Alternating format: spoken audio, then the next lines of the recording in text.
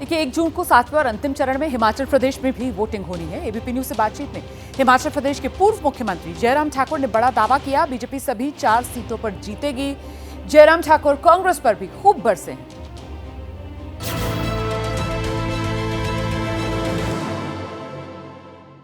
अंतिम चरण का आज आखिरी चुनाव प्रचार का दिन है और इसी के साथ पूरे लोकसभा चुनाव का प्रचार थम जाएगा। हम हिमाचल में हैं, हिमाचल की मंडी सीट के अंतर्गत आने वाले कुल्लू में हैं और मेरे साथ खास बातचीत करने के लिए हिमाचल प्रदेश के पूर्व मुख्यमंत्री और वरिष्ठ नेता बीजेपी के जयराम ठाकुर जी हैं। 4 जून के बाद दोनों जगह सरकार बनाएंगे, दिल्ली में भी और शिमला में भी। निश्चित रूप से इस दिशा में चीजें आगे बढ़ रही हैं। मैं देख रहा हूं कि हिमाचल प्रदेश में इस कारण से भी बहुत बड़ा उत्साह है कि हिमाचल की सरकार का भी क्या होगा।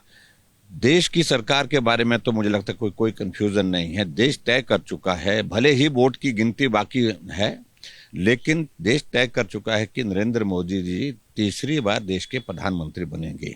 बीजेपी एनडीए की सरकार देश में बनेगी। शिमला वाली सरकार का क्या?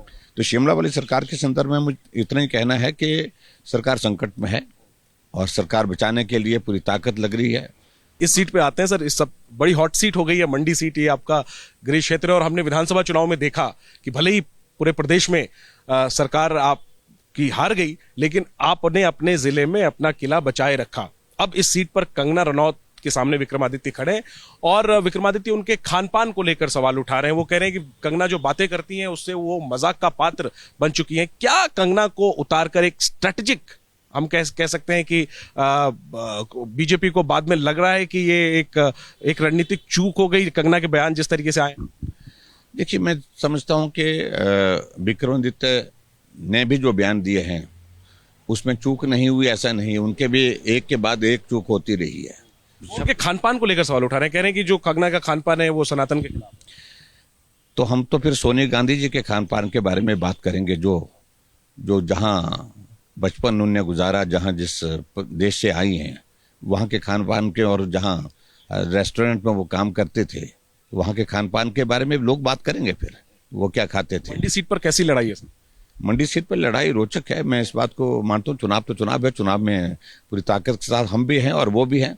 अंतिम सवाल, आपके हमनाम है जयराम रमेश, कांग्रेस के वरिष्ठ नेता, उन्होंने ये बड़ा दावा किया है। एक तो वो दावा कर रहे हैं कि इंडिया गठबंधन की सरकार 4 जून को बनने वाली है। प्रधानमंत्री के लिए कह रहे हैं कि वो आउटगोइंग प्राइम मिनिस्टर हो जाएंगे और उन्होंने एक बात ये भी कही है कि प्रधानमंत्री मानसिक संतुलन खो बैठे हैं, झूठ की महामारी फैला रहे हैं। आप क्या जवाब देंगे जयराम जी? देखिए, ये जयराम रमेश कुछ और भी हैं उनके ऐसे नेता कांग्रेस पार्टी में जो अपने आप को बड़ा बुद्धिजीवी की श्रेणी में रखते हैं और कभी जमीनी हकीकत को उन्हें ना समझा, ना जाना, ना उनकी बस की बात है। उनको ऐसा लग रहा है कि जब अब की बार कांग्रेस बिल्कुल साफ हो जाएगी देश में, उनका भविष्य आने वाले समय में होगा क्या, इस पर वो चिंतित हैं।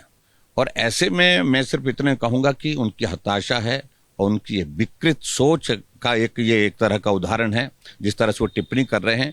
और सबसे बड़ी बात है कि फ्रस्ट्रेशन कांग्रेस पार्टी के पास, क्योंकि राहुल गांधी को एक बार नहीं अनेकों बार लॉन्च करने के प्रयत्न किए। ये झोला उठा करके राजनीति करने वाले लोग हैं। मोदी जी के साथ क्या कंपैरिजन कर ही नहीं सकते कंपैरिजन। अंतिम में मैं आपसे चाहूंगा कि आप कुछ आंकड़ा बताएं। हिमाचल का मैंने आपसे पूछा, देश भर का क्या फीडबैक आपको मिला है 4 जून को लेकर? देखिए, हमारा तो वसीदा है कि अब की बार 400 पार हो रहा है देश के लिए, और ये हो रहा है, निश्चित रूप से होगा। और हिमाचल प्रदेश में तो हमारा एक ही बात है, अब की बार फिर 4 की 4। ठीक है, तो हिमाचल में 4 की 4 और देश भर में 400 पार। चुनाव प्रचार के आखिरी दिन जयराम ठाकुर का बड़ा दावा है और ये दावा तो शुरू से किया जा रहा है। क्या ये हकीकत में तब्दील होगा, ये तो 4 जून को ही पता चलेगा।